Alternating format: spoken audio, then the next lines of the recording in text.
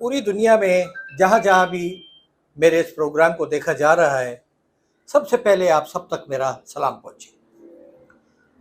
नाज़रीन, आप देख रहे हैं अरकम न्यूज़ टीवी और प्रोग्राम हम वतन में। मैं हूँ आपका मेज़बान क्रिस्टोफर इनोसेंट। आपने देखा होगा कि हमारे इर्द गिर्द बहुत सारे ऐसे लोग हैं जो अपने वतन पाकिस्तान से बेपनाह मोहब्बत करते हैं। उनकी ख्वाहिश है कि पाकिस्तान जो है और तरक्की करे, यहाँ के जो अवाम हैं वो और ज़्यादा खुशहाल हों।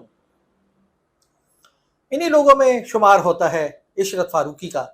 ये इंजीनियर हैं, इन्होंने एनईडी यूनिवर्सिटी से इलेक्ट्रिकल इंजीनियरिंग में ग्रेजुएशन किया और फिर ये बहुत सारी कंपनीज़ के साथ ओवरसीज़ इन्होंने काम किया। लेकिन इनका एक जज्बा है कि ये वतन की मोहब्बत करते हैं वतन से, और ये चाहते हैं कि किसी तरह भी ये वतन के काम आएँ, उसके लिए काम करें और ये वतन जो है अपने पैरों पे खड़ा हो और यहाँ के लोग जो है खुशहाल हों। आइए आपकी उनके साथ मुलाकात करवाते हैं। इशरत साहब, अस्सलाम वालेकुम। आप सबसे पहले जो है अपने मेरे नाजरीन से अपना तारुफ करवाइए और बताइए कि आप अपने वतन के लिए क्या जज्बात रखते हैं। मेरा नाम इंजीनियर इशरत फारूकी है और मैंने 1977 में एनईडी यूनिवर्सिटी से इलेक्ट्रिकल इंजीनियरिंग में ग्रेजुएशन किया। उसके बाद मैंने एमबीए किया 81 में, executive MBA in the evening, और फिर ब्रिटिश कंपनी में कोई 5-6 साल काम किया ओवरसीज़, और फाइनली नवंबर 84 में मैं मुल्क वापस आ गया, सिर्फ एक जज्बे के तहत कि मैं मुल्क की कुछ खिदमत करना चाहता था। मैं वहाँ लोगों की खिदमत को से बेहतर क्यों ना मैं मुल्क की खिदमत करूँ। तो उसके बाद से 85 से मैंने अपना बिजनेस सेटअप किया और सिविक टेक्नोलॉजी प्राइवेट लिमिटेड के नाम से मेरी कंपनी अभी तक अल्लाह की मेहरबानी से ऑपरेशनल है। और मेरा अभी जो काम है, मेन जो काम है वो है, मैं इश्यूज़ पे काम करता हूँ। अब इश्यूज़ वो शहर के इश्यूज़ हैं, पब्लिक के इश्यूज़ हैं या मुल्क के इश्यूज़ हैं। जो बड़े बड़े इश्यूज़ हैं, इस बार जैसे कराची के 3-4 शहरों के बड़े इश्यूज़ हैं। एक कराची का बड़ा इशू है कचरा। तो कचरे से हमारे यहाँ काम हो रहा है कि कचरे को 40-45 किलोमीटर फेंक के आ जाओ बस, और उसको उनको पे कर दो, कमीशन खाओ, ठीक ठाक। मैं इसका सोल्यूशन दे रहा हूँ कि कचरे से हम बिजली बना के दे सकते हैं, और बिजली भी बहुत बड़े उसके अंदर। और उसके लिए अल्लाह की मेहरबानी से मेरे पास यूएस इन्वेस्टमेंट है और एस्टोनिया की इन्वेस्टमेंट अवेलेबल है कि अप टू 99% हम उनमें इन्वेस्टमेंट कर सकते हैं। दूसरा वो हल है पानी का। तो पानी के हल जो ये पानी है, बहुत से मतलब लोग अपने काम कर रहे हैं, लेकिन जो पानी का मेन वाटर की सप्लाई की तो टैंकर माफिया हम पर इसका माफिया हो चुका है कि पब्लिक को पानी लाइनों में नहीं मिल रहा। हालांकि अगर टैंकर माफिया को कंट्रोल कर लिया जाए तो पब्लिक को पानी घरों में मिले, जो मुस्तफ़ा कमाल ने 2004 में किया था, कि उन्होंने टैंकर माफिया को तमाम लाइनें खोल दी थी। टैंकर माफिया लाइनें चौक करी की हुई हैं, तो वो खोल दिए तो घरों में पानी आ रहा था, बड़े प्रेशर पानी आ रहा था। ये भी नहीं है कि पानी ऊपर तक चल रहा था, लेकिन टैंकर माफिया क्योंकि उसमें गवर्नमेंट के लोग इन्वॉल्व में को कुछ नहीं कर सकते। लेकिन अब हम उसका ही कर सकते हैं कि पानी प्रोवाइड कैसे किया जाए, तो टैंकर माफिया का काम भी चलता रहे और हम वो भी करें। तो उसका हल मैंने ये दिया है कि गवर्नमेंट ने K4 का हल दिया है, लेकिन K4 में 20 साल से अभी तक कोई काम नहीं हुआ। और अभी पिछली जो सेमिनार हुआ था उसमें जो कंसर्न जो साहब निजामानी साहब, उन्होंने कहा कि K4 पे काम कर रहे हैं, लेकिन K4 की रिक्वायरमेंट है अभी जो 80 बिलियन रुपीज़ की जरूरत है, जबकि गवर्नमेंट ने 15.7 बिलियन रुपीज़ रिलीज किए हैं कि 2000 फोटो कर दो। तो नॉट पॉसिबल कि करे, गवर्नमेंट को फाइनेंस अवेलेबल नहीं है। तो उसके लिए दूसरा मैंने हल ये दिया है कि देना चाहता हूँ कि समंदर हमारे पास अल्लाह की मेहरबानी से कराची के साथ है समंदर। उस समंदर में मुख्तलिफ जगहों पर 4-5-6-8-10 हम डिसैलिनेशन प्लांट लगा दें। अब डिसैलिनेशन प्लांट में मसला होता है कि बिजली बड़ी महंगी पड़ती है, पानी बड़ा महंगा पड़ता है। तो मेरे पास हल ये है कि जो कचरा हम 45 किलोमीटर जाकर 15,000 टन कचरा है कराची का, वो इतनी दूर जाके फेंक रहे हैं। अगर हम प्लांट के पास जगह मुख्तसर करके कचरा वहाँ डालें और कचरे से हम बिजली बनाएं, तो पानी भी सस्ता पड़ेगा और कचरा भी यूटिलाइज हो जाएगा, बिजली भी मिल जाएगी। अब इसके लिए क्या है कि फंडिंग है, तो अल्लाह की मेहरबानी से हमारे पास यूएस इन्वेस्टमेंट है। हम इस पर 99% इन्वेस्टमेंट करने को तैयार है, ताकि और फिर वो पानी जो होगा इस ऑफकोर्स हमने रेवेन्यू जनरेट इन्वेस्टमेंट है, लोन नहीं है, ये इन्वेस्टमेंट है, अमेरिका इन्वेस्टमेंट है। जो हमारा इन्वेस्टर जुलाई में आ रहा है, इसे एंड जुलाई में कराची आ रहा है और उसको हमने तैयार किया हुआ है। तो कोई बड़े प्रोजेक्ट मिल जाए 8-10 बिलियन डॉलर के, हमारा इन्वेस्टर $50 बिलियन पाकिस्तान में लगाना चाहता है, $50 बिलियन। तो हम चाहते हैं कि वो हमारे गवर्नमेंट सेक्टर में तो इंटरेस्टेड नहीं है, गवर्नमेंट सेक्टर में हम हो गए। 2020 में मैं कोयटा गया था, इन्वेस्टर को अमेरिका से बुलवाया, कोर कमांडर मेरे के वाकिफ थे, उसके थ्रू हम कोयटा पहुंचे। कोयटा में हमने गवर्नमेंट ऑफ बलूचिस्तान के साथ 7 मार्च 2020 को $20 बिलियन का एग्रीमेंट साइन करके आए। $20 बिलियन का 3 साल हो गए, लेकिन अब तक वहाँ हुकूमतें बदल गई, सियासी मामला थे, लेकिन अभी तक वहाँ एक कदम आगे वो लोग नहीं बढ़े, जबकि इसलिए हम करने को तैयार हैं। तो अब मैंने स्विच ओवर किया प्राइवेट सेक्टर में, कि प्राइवेट सेक्टर में जहाँ भी कोई प्रोजेक्ट है, कितना ही बड़ा प्रोजेक्ट हो लेकिन फीजिबल प्रोजेक्ट हो, उसमें हम इन्वेस्टमेंट करें। तो जैसे अब यह कराची में हाई राइज बन रहे हैं, हाँ, बड़ी हाउसिंग कॉलोनीज बन रही है, तो मैंने उधर इन्वेस्टमेंट का फाइनेंशियल मॉडल दिए हैं कि हम इस प्रोजेक्ट पर आपकी जो प्रोजेक्ट कॉस्ट है उसका 99% हम इन्वेस्ट करेंगे, तुम सेल उसी तरह करो जिस तरह सेल कर रहे हो। पब्लिक को जो प्रोजेक्ट पैसे आएंगे, जो प्रोजेक्ट 5 साल में होना है, 7 साल में होना है, 10 साल में, हम 2 से 2.5 साल में प्रोजेक्ट कंप्लीट करके दे देंगे। क्योंकि जब फंड्स अवेलेबल होंगे तो जो हमारी राइजिंग जो कॉस्ट है सीमेंट, बजरी और सरिये की, वो कंट्रोल हो जाएगी, तो प्रोजेक्ट की कॉस्ट कम हो जाएगी और प्रोजेक्ट वक्त से पहले मुकम्मल होगा। ये एक प्रोजेक्ट मैंने 96 के अंदर, 96 से 99 में हैदराबाद का सबसे बड़ा प्रोजेक्ट था डिफेंस प्लाजा, सबसे बड़ा प्रोजेक्ट था उस जमाने में, आज से 25 साल पहले। वो प्रोजेक्ट हमने जो 40 महीने में देना था, हमने 27 महीने में बनाकर हैंड ओवर कर दिया, जो कराया था। क्यों? जो उसका बिल्डर था उसके ताल्लुक अच्छे थे, उसके बाद फंडिंग बहुत सारी आ गई, तो हमने बगैर इसके हमें वही प्रोजेक्ट 27 महीने में हैंड ओवर कर दिया। ये हम इसी दुनिया को चाहते हैं कि पब्लिक को रिलीफ मिले, जब कॉस्ट कम होगी तो पब्लिक को बेनिफिट भी मिलेगा, अगर बिल्डर चाहे तो सस्ता भी दे सकता है, और भी इसके अंदर बहुत सारे। दूसरा ऑफर हम बार्टर ऑफर दे रहे हैं। हाउसिंग प्रोजेक्ट का जो लेटेस्ट टेक्नोलॉजी इस वक्त हमारे यहाँ, एक तो कचरे का मसला हो गया, दूसरा पानी का दे दिया, पानी से बिजली का हल हो जाएगा, तीसरा है कराची में कार पार्किंग का मसला, बेशुमार कारें हैं, सड़कें जाम रहती हैं, जगह जगह खड़ी हुई हैं, गाड़ी महफूज नहीं है, चोरी डकाते हैं। तो मेरे पास वो लेटेस्ट सिस्टम है कि 2 गाड़ी की जगह हम 20 गाड़ी खड़ी कर सकते हैं ओपन जगह पर। और हाई राइज के अंदर अगर कोई जगह 100 गाड़ी की है पार्किंग के लिए, तो हम उस जगह 300 से 400 गाड़ी खड़ी कर सकते हैं उसी जगह पर सिस्टम का, और उसके लिए भी इन्वेस्टमेंट अवेलेबल है। आपके पास इन्वेस्टर तो मौजूद है ये सारे प्रोजेक्ट्स के लिए, तो अभी इस काम को शुरू क्यों नहीं करते, इसमें क्या रुकावट है? नहीं, काम तो मैंने शुरू किया हुआ है गवर्नमेंट सेक्टर से, तो हमें बड़े डिसअपॉइंट हुई, तो उसको प्राइवेट सेक्टर में किया है। कल ही मेरी मुलाकात थी किम ग्रुप के डायरेक्टर से, उन्होंने कहा कि ठीक है हमें इन्वेस्टमेंट की जरूरत है। मैंने कहा इन्वेस्टर आगे बढ़ाओ, कदम बढ़ाओ, 99% हम लगाएंगे, 1% आप लगाओगे। 1% किसी लगाओगे, क्योंकि हमारे यहाँ जो प्राइवेट सेक्टर के अंदर SBCA के थ्रू जितनी भी हाउसिंग हो रही है, इवन आम आदमी घर भी बना रहा है, वो भी नंबर 2 बन रहा है, मतलब उसमें लीगलाइजेशन रिश्वतों की बुनियाद चल रही है।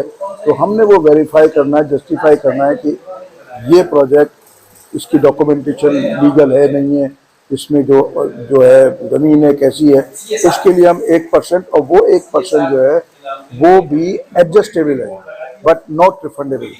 अगर ज़मीन सही है तो एडजस्ट हो जाएगी, 100% इन्वेस्टमेंट हो जाएगी, और अगर ज़मीन में डॉक्यूमेंट सही नहीं मिले तो वो हमारा खर्चा, उस पर जो हमने खर्चा वो खर्चा हो जाएगा। तो ये प्राइवेट सेक्टर में हम आ गए। अभी मैं डॉ यूनिवर्सिटी के साथ काम कर रहा हूँ। डॉ यूनिवर्सिटी को वो एक DHMN के पास 10 एकड़ की जगह है, उन्होंने मुझसे कहा, PD से मुलाकात हुई कि वहाँ हम एक डॉ यूनिवर्सिटी का एक कैंपस वहाँ बनाना चाह रहे हैं। 2-3 दिन पहले मेरी वाइस चांसलर NED यूनिवर्सिटी से थी, उसका मीटिंग थी, उसका भी यही है कि हम एक सिंध में और एक एजुकेशन सिटी या DHA में हम NED यूनिवर्सिटी कैंपस बनाना चाहते हैं। मैंने कहा उनको इन्वेस्टमेंट हम करने को तैयार है, लेकिन मसला ये है कि हमारे यहाँ जो डिसीजन मेकर है एक तो वो खत का जवाब नहीं देते, जब तक वो खत का जवाब नहीं देंगे, अपनी विलिंगनेस शो नहीं करेंगे, अपना शो नहीं करेंगे, अपनी तरफ से रिप्लाई नहीं करेंगे, तो हम हाउ वी कैन प्रोसीड, ये मसाइल है। तो प्राइवेट सेक्टर में इसलिए आया कि वहाँ 2-4 मीटिंग के अंदर ही एक क्लोज हो जाता है। तो इस वक्त कराची के जो इस एरिया में है, जो अंडर डेवलप एरिया है ना, स्कीम 33 और स्कीम 45, जो उनमें मैं इधर मैं इस पर काम कर रहा हूँ। और क्लिफ्टन पे भी अभी एक साथ मिले, उन्होंने कहा $1.5 बिलियन चाहिए, मेरे कम $1.5 बिलियन खर्च करते हैं, आप आगे बढ़ें, हम आपके इस प्रोजेक्ट पर इन्वेस्टमेंट करते हैं। जो प्रोजेक्ट कॉस्ट है, जो सेल प्राइस होगी, इसमें हम शेयरिंग करेंगे प्रॉफिट की। बिल्डिंग आप बनाओ, आप मार्केटिंग आप करो, पैसे आप लो, जो इनकम जनरेट होगी, जो सेलिंग प्राइस है, उसमें हम शेयर कर लेंगे। अब उस पर बात हो तो, लेकिन अब ये कि जब तक कि अगला बंदा रिप्लाई नहीं करेगा, जो डिसीजन मेकर रिप्लाई नहीं करेगा, तो हम किस बुनियाद पर बात करें। अभी आज से कोई एक हफ्ते पहले टीवी पे खबर चली, वज़ीर-ए-आज़म पाकिस्तान ने इस्लामाबाद को हुक्म दिया कि इस्लामाबाद का वेस्ट मैनेजमेंट करो, वेस्ट मैनेजमेंट करो, इस्लामाबाद को वज़ीर-ए-आज़म ने हुक्म दिया। तो मैंने उसी वक्त 9:40 पर इस्लामाबाद के डीजी को, CDA डीजी को मैंने खत लिखा, मैंने ईमेल कर दिया कि जितना आपकी डिटेल्स है वो हम उस पे, जो कचरा है उसको हम बिजली बना के देंगे, उसमें 99% इन्वेस्टमेंट करेंगे। आज एक हफ्ता हो गया, मुसलसल रोज़ाना उसके डीजी से राब्ते में हूँ, रोज़ाना उनसे डीजी से राब्ते में हूँ, लेकिन अभी तक वहाँ से उनके खत का जवाब नहीं आया। मैंने कहा जब तक आप मुझे खत का जवाब नहीं दोगे, अपनी विलिंगनेस आप शो नहीं करोगे, तो मैं कैसे आगे बढ़ूँगा। तो आज भी सुबह बात हुई थी कि तो उनका ईमेल आया, मैंने दोबारा ईमेल कर दिया, भाई अगर आप इसकी कहा, मैं बोले इस्लामाबाद आ जाओ, उसने कहा भाई आज 10 बजे, आज का मुझे बुलाया तो इस नंबर 10 बजे आ जाओ। मैंने कहा मैं इतनी शॉर्ट नोटिस पे नहीं आता, मैं कराची में रहता हूँ, आने के लिए मुझे वक्त चाहिए, और वक्त के लिए जब तक आप मेरी ट्रैवलिंग का अरेंजमेंट करो, होटलिंग का अरेंजमेंट करो, तो आज मेरी हुक्म नेक्स्ट वीक आ जाऊँगा। जो आपका सोल्यूशन है, हम इन्वेस्टमेंट करने को, और वही लेटेस्ट जो दुनिया की लेटेस्ट टेक्नोलॉजीज है वो मैं पाकिस्तान लाना चाहता हूँ। और वो इसलिए कि मैं चाहता हूँ कि मेरा मुल्क एक डेवलप कंट्री बन जाए। डेवलप कंट्री उसी वक्त बनेगी जब हम इंटरनेशनल टेक्नोलॉजीज पाकिस्तान में लेकर आएंगे, और पाकिस्तान में लाने के लिए गवर्नमेंट के लोगों का तो विजन है ही नहीं। गवर्नमेंट इस वक्त जो पिछले साल पूरा सिंध डूब गया था, अभी पिछले हफ्ते लाहौर पूरा डूब गया था बारिश की पानी की वजह से। हमारे यहाँ सिस्टम वही हॉरिजॉन्टल डिवॉटरिंग सिस्टम है कि पाइपलाइन के जरिए या नालों के जरिए पानी जाता है, वो आमतौर पर चौक रहते हैं, तो वो ओवरफ्लो होता है, निकालने के लिए फिर पंपिंग करनी पड़ती है। तो एक लेटेस्ट टेक्नोलॉजी में इंट्रोड्यूस कराई है, वर्टिकल डिवॉटरिंग ट्यूबवेल टेक्नोलॉजी, कि हम जहाँ जहाँ ये है ना, वहाँ हम एक फीट डाया का ज़मीन में एक बोर करेंगे, ट्यूबवेल लगाएंगे, वो पानी इस तरह, जिस तरह के वॉश बेसिन में पानी भरा हुआ है और उसकी वो हटा दे, ढकना हटा दे, पानी शुद्ध करके गिर जाता है। ऐसे ही बारिश का पानी बिल्कुल मिनटों में और चंद घंटों में पूरा निकल जाएगा। सिंध गवर्नमेंट को मैंने दिया, मिनिस्टर जाम खान शोरो से मिला, उसने कहा ठीक है आप मॉडल लगाओ, लेकिन आज तक वो, आज के इरीगेशन डिपार्टमेंट चीफ इंजीनियर सब मिला, लेकिन आज तक गवर्नमेंट में तो कोई खत का जवाब नहीं, किसी किस्म की वो फैसिलिटी नहीं। लेकिन स्टिल मेरी ख्वाहिश है कि मेरा मुल्क के लिए मैं कुछ कर जाए, बड़ी कि अल्लाह से दुआ कर। जो ये सेमिनार में शिरकत की है, पानी से मुतालिक है, पानी और सेहत है, इसके बारे में आप क्या कहें? पानी पर मैं काम कर रहा हूँ 25 साल से। मैंने कहा लेटेस्ट टेक्नोलॉजी लाने का है, तो ऑलरेडी मैंने जब आरओ प्लांट की कोई सुना भी नहीं था किसी ने, उस वक्त मैंने पहला आरओ प्लांट पब्लिक सेक्टर में अपने खर्चे से लगाया हैदराबाद में, वो बॉटलिंग पानी। लेकिन जब 5 साल मैंने वो चलाया, इस दौरान मैं रिसर्च की, तो मैंने महसूस किया, ये रिसर्च की स्टडी की, पता लगा कि ये आरओ प्लांट ही, आरओ प्लांट से जो मिनरल वाटर कहते हैं, उसमें क्योंकि हम आर्टिफिशियल केमिकल्स मिलाते हैं जिसको मिनरल कहते हैं, वो इंसान को खा रहा है अंदर से, और वो ही बुनियादी वजह है कि जिसकी वजह से आज का इंसान 42 बीमारियों में मुब्तला है, और बीमारियाँ बढ़ती जा रही हैं उसी पानी की वजह से। तो अब इसके लिए हल क्या हो, तो इसके लिए मैंने हल दिया, इनको मैंने हल दिया इसके अंदर कि वो ठीक है, आरओ प्लांट एक सोल्यूशन है, तो उसके लिए मेरे पास एक नई टेक्नोलॉजी है, मैग्नेशन टेक्नोलॉजी, कि उसी पानी को हम अगर मैग्नेट से गुजार दें, तो वो पानी हेल्दी, लाइव और एनर्जाइज हो जाएगा। मेरे पास इंपोर्टेड जो डिवाइसेस है मैग्नीशियम टेक्नोलॉजी अमेरिका से मैंने इंपोर्ट की थी, मेरे स्टॉक पे अवेलेबल है। मैंने वो क्योंकि महंगी है, आम आदमी अफोर्ड नहीं कर सकता, तो मैंने लोकली डेवलप की है कि हर घर में अपना लगा है। मैंने अपने घर में 2 डिवाइस लगाई हैं। एक जब अंडरग्राउंड टैंक से पानी ऊपर चढ़ता है तो एक पंप चलता है, तो एक वहाँ लगाई हुई ये डिवाइस कि पानी उससे गुजरा, मैग्नेटाइज हो गया। फिर ऊपर से टैंक से अंडरग्राउंड पूरे घर में डिस्ट्रीब्यूशन होती है, तो डिस्ट्रीब्यूशन पाइप में लगा दिया। अब मेरा पानी पूरे घर का पानी मैग्नेटाइज पानी है। जो मैग्नेटाइज पानी लाइव, हेल्दी और एनर्जाइज होता है, इसमें कोई केमिकल कंटेमिनेशन नहीं होती। जो पानी जैसा भी है वो उसी को इस नई टेक्नोलॉजी पे ये कर दिया है। इससे अलावा भी और एडवांस टेक्नोलॉजी, लेकिन अभी हम इसी पे काम कर रहे हैं। तो एक और टेक्नोलॉजी लेकर आए वाटर फ्रॉम एयर। हमारे यहाँ हर शायद ह्यूमिडिटी बेहिसाब है और ह्यूमिडिटी से हम पानी ले सकते हैं, और वो अमेरिकन टेक्नोलॉजी है जो मेरे पास अथॉरिटी भी है, और वो से कहते हैं वाटर जनरेटर, कि उससे हम पानी जनरेट करके जो रूरल एरिया है जहाँ पर के पानी पहुँचाना मुश्किल काम है, जैसे थर में पीपी गवर्नमेंट ने 2012 में लगाए 70 आरओ प्लांट लगाए, लेकिन 700, लेकिन एक भी नहीं चल रहा है वहाँ पर। पब्लिक को पानी नहीं मिला, तो उसके मसाइल बहुत सारे हैं। उसकी जगह मैंने वहाँ भी परसों में एक साहब से बात कर रहा था, उनको मैंने ऑफर दी, मैंने कहा आप काम करो, मैं इन्वेस्टमेंट में कराया तो बशर्ते इस काम करो। ये सोचना है। बहुत शुक्रिया नाज़रीन, आपने इशरत फारूकी साहब की सारी गुफ्तगू को सुना और मुझे पूरा यकीन है कि आपको मेरा ये प्रोग्राम जो है अच्छा लगा होगा। अगर आप मेरे चैनल पे पहली दफ़ा आए हैं तो आपसे गुजारिश है कि इसको लाइक करें, शेयर करें और सब्सक्राइब करें, और बेल का जो बटन है उसको याद से दबाएं, ताकि आइंदा जो हम अपने आपके लिए जो कोई वीडियो अपलोड करेंगे तो आपका उसको पता चल जाएगा। और अब बहुत जल्द मैं किसी और मेहमान के साथ आपकी खिदमत में हाज़िर हूँगा। तब तक इजाज़त दीजिए। खुदा हाफिज़।